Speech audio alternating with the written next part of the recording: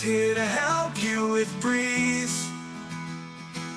Planting seeds and teaching skills. Teachers turn schoolyards to dreams.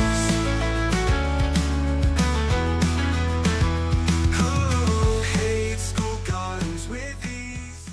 Hello, green-minded teachers. Welcome to episode 5 of the School Gardens with Ease podcast. I'm your host, Leila Mireskandari. And in this part 2 episode on the topic of school gardens summer maintenance, we're going to talk about watering chore. So if you haven't listened to episode 4, which is the previous episode, part 1 of this topic, I encourage you to go ahead and do that because we talked about how to eliminate all summer chores. The only one we didn't talk about, which we will talk about in this episode, was watering. So we talked about how to proactively build a garden that needs no weeding, no harvesting, no cleaning up during summertime, no fertilizing, and also build a garden that's resilient to pest and disease so you don't have any chores related to managing pest and disease during summer. And even though every one of those topics potentially deserve its own episode, and if you want me to talk about any of these and dig deeper into any of these, let me know.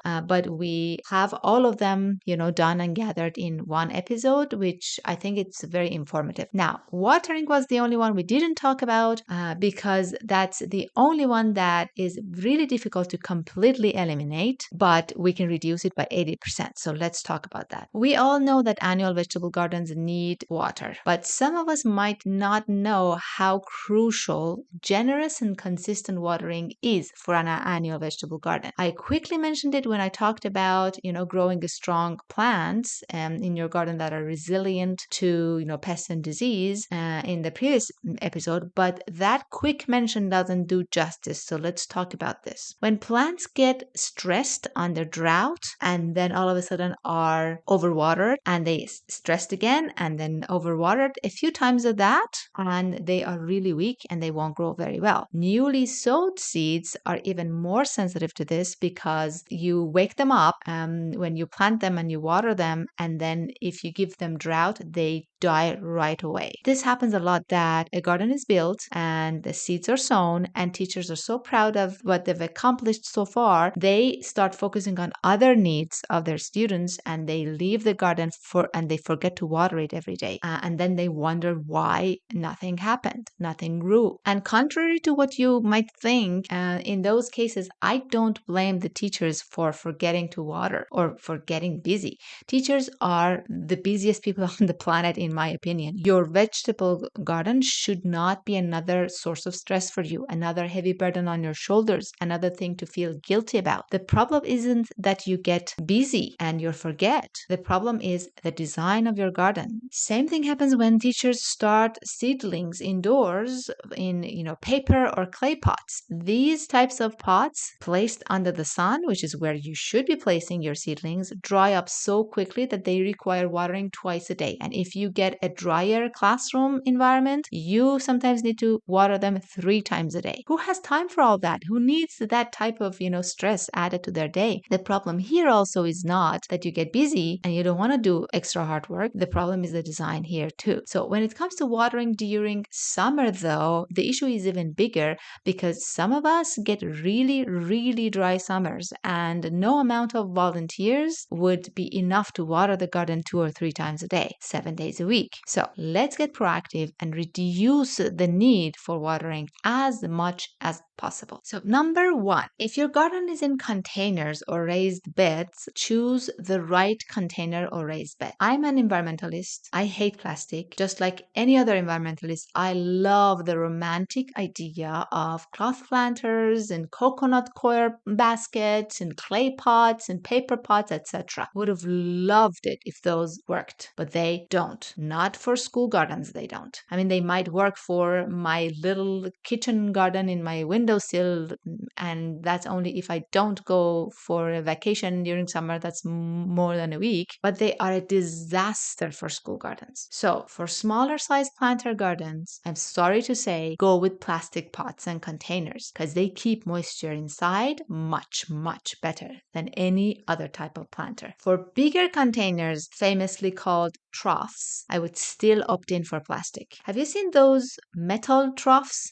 I don't know how on earth those got so popular. Metal gets burning hot during summer. The soil cooks to crisp in those troughs. They need twice the amount of watering. So if you've been offered those, and I know some school boards that promote those, unfortunately, run the other way with all your power. And if you've already gotten them, I don't know, put in place every other tip and technique that I tell you in this episode, because you're already at a disadvantage. When it comes to raised beds, wooden raised beds are recommended, even though you don't need any container or raised beds to contain and define your garden, really, because gardens can be built without borders, and all you need to do to define them is build pathways. That's a little bit more advanced and deserves its series of episodes. Maybe one day we talk about that, but just want to quickly mention that you don't really need raised beds. But if you are to go with raised beds, go with wood. If you want to have on the ground shorter garden types, you can even,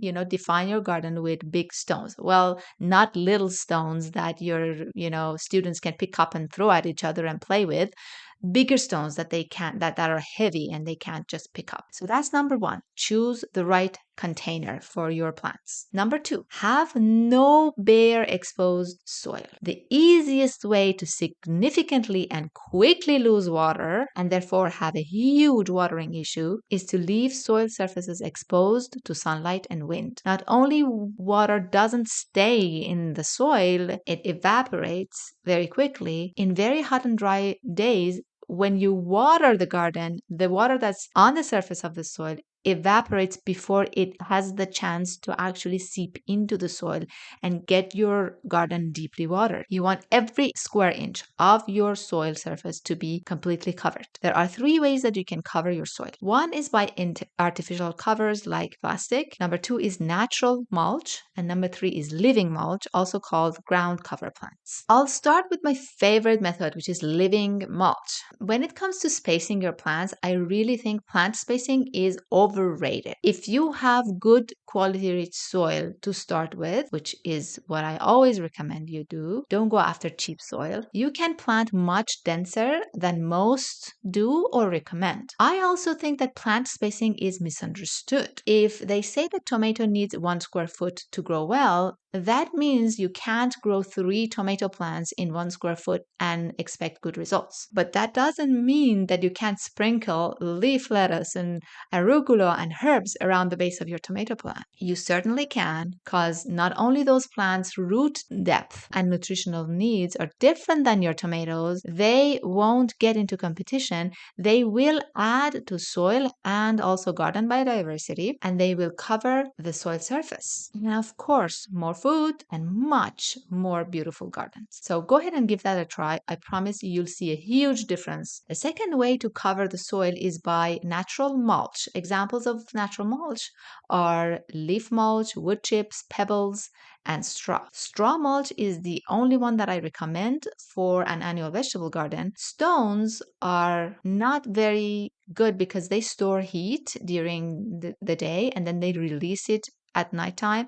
And even though it's okay to have stones, like big stones, to define your garden, like around your garden, but covering the entire surface of the soil with stones, it probably is not a good idea. They're also very heavy and hard to move around and work with, and especially if you don't like them and you want to remove them, they're very difficult to remove. Leaf and wood mulch decompose relatively fast, and during the process of decomposition, they steal nitrogen from your soil, which is what your annual vegetable gardens, especially your heavy eaters like tomatoes and cucumbers and eggplants and things like that, desperately need. Those types of mulches are very good for perennial gardens and trees and perennial shrubs and things like that, but not for annual vegetable gardens. For annual vegetable gardens, I recommend straw, but make sure that you are using straw and not hay, because hay contains seeds and it's not a good mulch because it creates a weeding issue for you. And the third type that you can cover your soil surface is by artificial covers such as plastic. I really dislike those types. As an environmentalist, I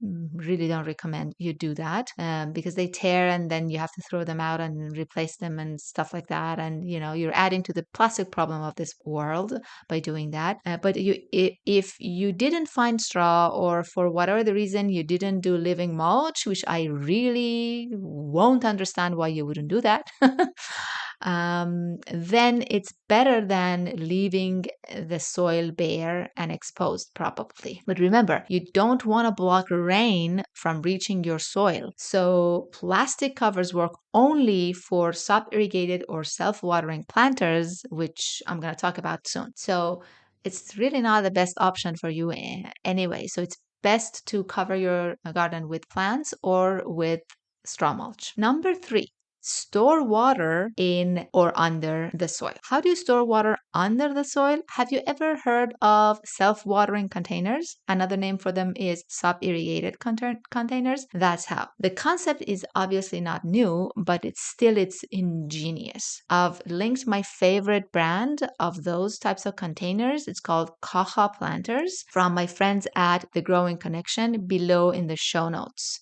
I have also added a link to my program that I have created in collaboration with them. It's a school gardening program that uses their Caja planters. I will also add that link in the show notes. Those planters reduce the amount of watering that your volunteers need to do during summertime by 80%.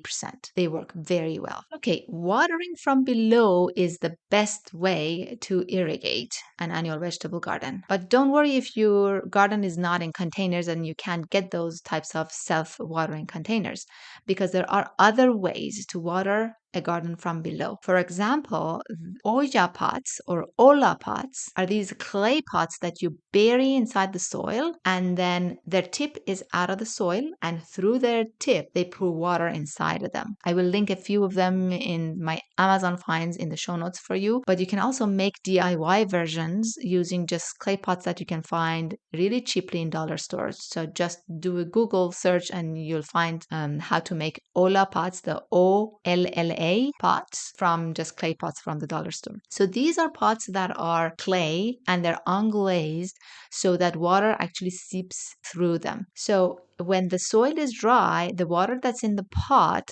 and the pot is buried inside the soil, it seeps out to the soil through the clay. And when it rains and your soil is wet, the water stays inside the pot. This is the most natural way of watering from below. I love it. It's ingenious. And both self-watering planters and Ola pots, they prevent overwatering, which is very important. And last but not least, my most favorite way to store water in the soil is building a Hugelkultur garden. That's Hugelkultur. If you haven't heard of it, it's a fancy word for a super simple concept of piling wood and topping it up with soil. Or another way of saying it is burying wood in your garden. That should be wood, not wood chips. Remember, I told you wood chips are not good for vegetable gardens. It should be wood, meaning logs and branches. Like, do you have a wooded, forested area or park close to your school?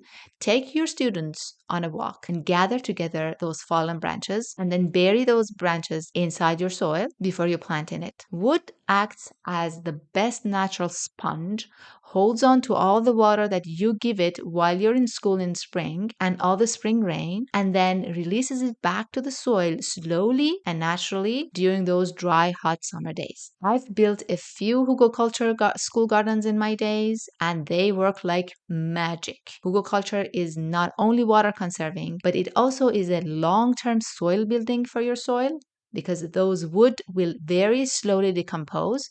And there are season extenders too, because inside of that soil gets really wet and hot, like inside of a compost would. And don't you ever forget the soil biodiversity that these types of gardens have. It's simply amazing. I might do a separate episode or a series of episodes about Hugelkultur. Let me know if you want me to do that in the comments below. But for now, I'll link my guide, because I have a guide on this, on how to build a Hugelkultur school garden with your students. I'm going to link it it in the show notes. Now, number 4, set up an easy and accessible watering system for your summer volunteers. No matter how water conserving your garden is, you still will need student volunteers to come at least once or twice a week to water your garden. Of course, those volunteers, because they're students, they are usually accompanied by their parents or some sort of adult, and that's good. But even for adults, you want to make their life easy. First of all, it's only fair to do that. And secondly, the easier you make their lives, the less frustrated and the more happy they will be, and the better job they will do. You want to have a hose and the key to the water tap, because usually the water taps in schools, they have a key. Not just anybody can walk to those taps and just open the water. You want the key to that and the hose to be easily available to volunteers, so that they don't have to, call somebody like the caretakers or custodian or a building manager, knock on somebody's door, wait for the key to get to them, yada yada. They should be able to get there, water, and leave. And they should be able to do that any day, at any time, even over the weekends or holiday. But at the same time, you want to make sure that your equipment is safe and secure. So, because you don't want people to just be able to easily walk away with all of your equipment. Now, for that, I have a best practice that I have developed, and I have a guide for it. I think the guide is called something like How to Build a School Garden Watering Chest. So go get that downloaded. It walks you through the best practice, what you need for it, and how to get it set up. Now, number 5, water correctly and train your volunteers to water correctly. And that depends on what type of setting you have. For example, if you have Caja Planters, sub-irrigated planters, Ola pots, obviously you need to let your volunteer know that they need to water inside the reservoirs and not, on top of the plants or on top of the soil. And if you're not using any of those types of settings, then you have to water from the top. Now, my favorite way to water from the top is drip irrigation systems, but since most of you won't have that or the means to purchase and put one together, we're not going to talk about that today. So you need to water with a hose in that case, and not just with any hose. Your hose should be a fabric, lightweight, preferably expandable hose with a multi-setting nozzle at the tip. I'll link an example of those that I have in my Amazon finds down in the show notes for you. Because dealing with heavy hoses in hot summer days is not easy, especially for younger or elderly people. Make it as easy as you can for your volunteers. It's the least you can do for them. And your hose needs to have a nozzle at the tip so that opening and shutting the water is easily done at the tip when they're doing the watering, and they don't have to run back and forth to the tap to open and close the water. Do not use watering cans. Please, please, please, please, please don't use watering cans. Those require carrying heavy buckets of water multiple times back and forth. It's frustrating, it's hard work, and it's not fair. Your volunteers will get tired and they will not water generously. And please do not use sprinklers, because sprinklers are the worst thing for vegetable gardens. The only thing they're good for is for lawns. They're wasteful, they're inefficient, and by spraying water on top of the leaves of your plants, they create fungal issues in cloudy days and leaf burnout in sunny days. So to recap, number 1, choose the right containers. Number 2, cover all surfaces of soil, preferably with plants. Number 3, store water in or under the soil. Number 4, set up an easy and accessible watering system for your volunteers. And number 5, water correctly. And you'll be not only reducing your watering chores significantly, you'd be making it easy for your volunteers, and that will guarantee your success. I hope you learned a thing or two in these 2 episodes about school garden summer maintenance. May your summer maintenance be smooth and easy, and you and your students return to the most amazing oasis of fruits and vegetables and herbs and seeds in fall. Thank you for listening. I'll see you next week in another episode.